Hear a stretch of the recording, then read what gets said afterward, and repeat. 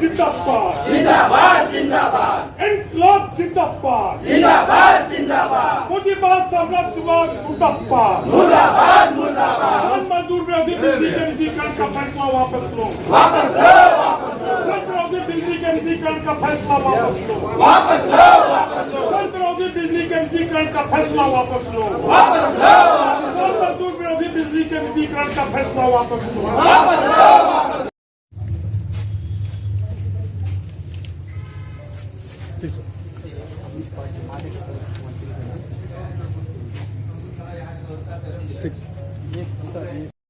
सुन रहे थे, साथी ने बताया कि ये पूरा जो बिजली का निजीकरण है उस सवाल को लेकर आज संयुक्त किसान मोर्चा की तरफ से पूरे उत्तर प्रदेश में ये आज विरोध किया जा रहा है। और ख़ास तौर से आप समझ रहे हैं कि बिजली किस तरह जनता की संपत्ति है और इसको पूंजीपतियों के हवाले करने की जो कोशिश की जा रही है, इसका हम लोग आज खिलाफत कर रहे हैं। निश्चित तौर पर बाबा साहब ने भी कहा था कि बिजली जनता के लिए बनी है और निजीकरण नहीं, इसका राष्ट्रीयकरण होना चाहिए। और ये ऊर्जा है जो देश का ऊर्जा है और इसको चाहते हैं कि पूंजीपतियों के हवाले कर दिया जाए। और हमको जो सस्ते में आज हमारी सरकारी बिजली मिल रही है वो बेतहाशा महंगे दामों पर हमको खरीदना पड़ेगा।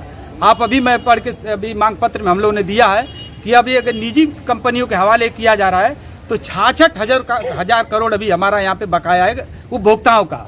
और ये सारा 66,000 करोड़ का बकाया भी उनके हवाले किया जाएगा, जिसमें लगभग 22,000 करोड़ अनुमान है कि 22,000 करोड़ की उसमें वसूली है जो डेफिसिट खाते में डाल दिया जाएगा। एक तरह से 22,000 करोड़ की यह साजिश करके लूट करने की योजना बनाई जा रही है। और साथ ही साथ हमारे आपके जो सरकारी पैसे से हमारे और अब जनता के पैसे से खड़ा किया हुआ जो ढांचा है, एक एक करके सरकार और निजी कंपनियों को हवाले कर रही है। आज वो बिजली कर रही है, कल रोडवेज कर देगी, परसों रेलवे कर देगी।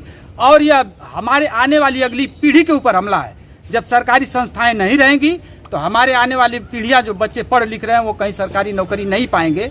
तो ये आगे का भी हमला है और हमारे हक अधिकार रोजगार को छीनने का भी हमला है। सिर्फ ये नहीं कि हमारे सुविधाओं को कम कर रहे हैं, हमारे आने वाली अगली पीढ़ी के सारे रास्ते को खत्म करने का ये निजीकरण की पॉलिसी है, जिसका हम लोग विरोध कर रहे हैं।